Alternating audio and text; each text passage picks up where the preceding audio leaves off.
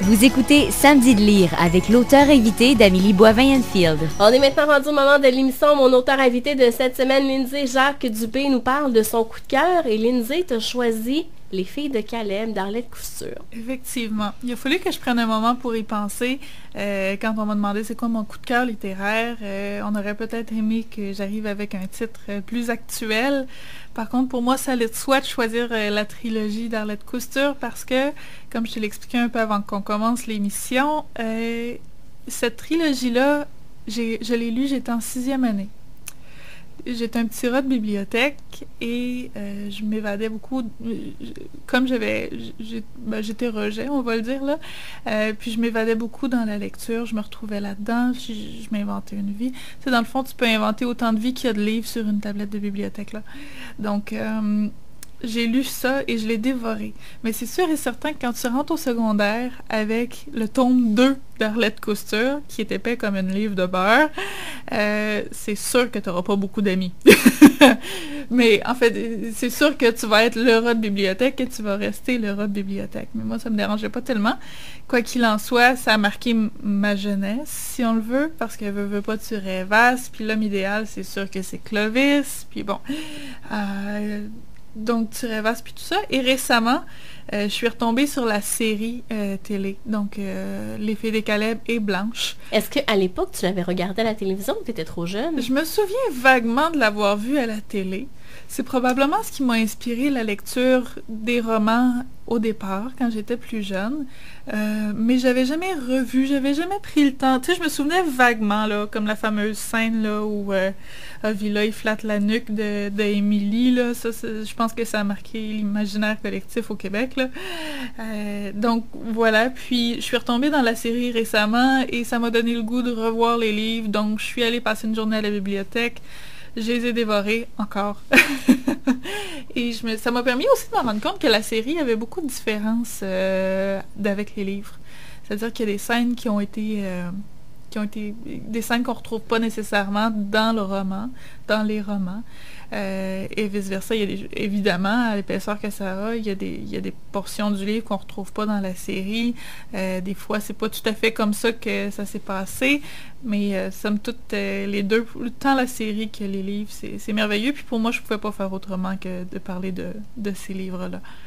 Mais Arlette Couture, est-ce que tu as lu d'autres romans de elle? J'ai ensuite lu, mais ça fait très longtemps, ça fait très longtemps.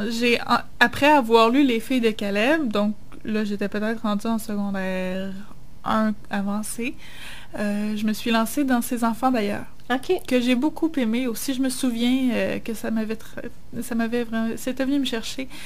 Par contre, je les ai pas relus encore. T'aimes la plume de cet auteur-là, si je comprends bien. J'ai beaucoup aimé ses personnages, puis l'atmosphère dans laquelle il les place. Quand je lis Les filles de Caleb, ça m'apaise. On dirait que tout l'environnement autour des personnages, même si l'histoire vient vous chercher, puis bon, et ça me fait du bien. C'est aussi niaiseux que ça.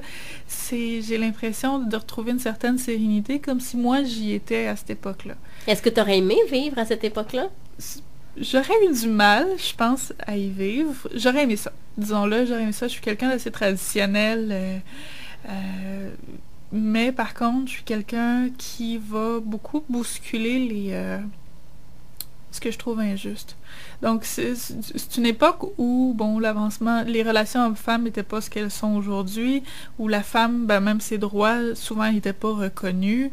Il y a plusieurs injustices ou inégalités qui sont pas nécessairement propres à cette époque-là, mais qui prévalaient à l'époque. Puis je me connais, j'aurais eu du mal à vivre avec ça. Par contre, quand je regarde la simplicité dans laquelle il vivait, puis c'est quelque chose qui m'attire. Au niveau des relations amoureuses, ça avait l'air plus facile à cette époque-là. Souvent, c'était comme des mariages arrangés. Plus facile, mais... Je suis pas sûre que les gens étaient plus heureux. C'est ça. C'est peut-être plus simple, mais pas nécessairement plus facile. Disons-le comme ça. Mais les personnages d'Arlette Couture sont magnifiques. Je discutais... sur Facebook, j'ai eu un échange avec Madame Saint-Pierre, Christine Saint-Pierre, quand j'écrivais que je m'étais relancée dans la lecture des filles de Caleb. Puis elle disait « Avila, c'est un merveilleux personnage. » Et c'est vrai que c'en est un. Beaucoup de profondeur. C'est vraiment étoffé. Puis, si dans la série, on a l'impression que Villa, c'est juste un lâche, en lisant les livres, on se rend compte que c'est vraiment plus que ça. Puis on comprend pourquoi. On comprend pourquoi, oui, effectivement. Puis on a tendance à voir Émilie comme la pauvre femme abandonnée avec ses enfants, la femme courageuse. Émilie faisait partie de la dynamique aussi, la dynamique familiale qui fonctionnait pas aussi là, avec Villa. Elle avait sa part de responsabilité là-dedans. Donc c'est vraiment des personnages là où c'est pas seulement une histoire qui est linéaire, on va vraiment comprendre les personnes, puis on peut s'identifier à eux, les bons côtés comme les mauvais côtés. Hein. Émilie, impatiente, qui crie, puis tout ça, des fois on peut se dire, ben moi aussi quand je suis impatiente, je crie, je suis comme ça. Fait que on peut s'identifier ou du moins mieux comprendre. Ou quand exemple, Émilie accuse Villa d'être responsable de la mort de leur 3e bébé, Louisa.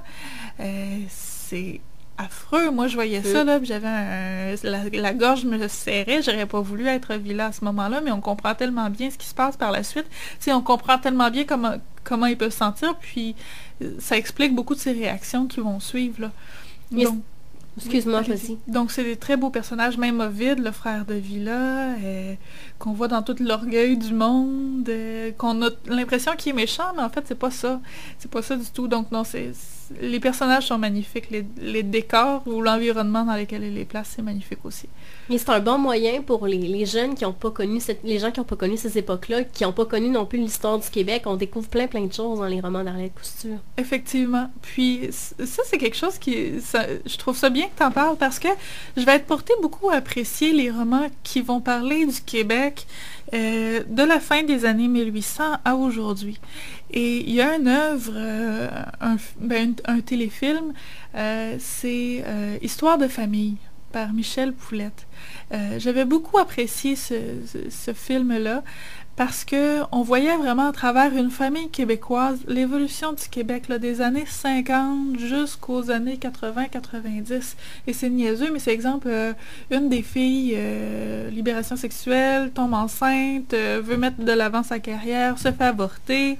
Le jeune qui, lui, est réfractaire, il conteste l'autorité, il finit par s'impliquer avec le FLQ. Donc, on voit vraiment, on trace la crise d'octobre, on voit toute l'évolution musicale, Expo 67, l'exode de la campagne vers la ville. Donc, ce genre d'histoire-là qui nous permettent en même temps de suivre l'évolution du Québec, moi, ça me passionne.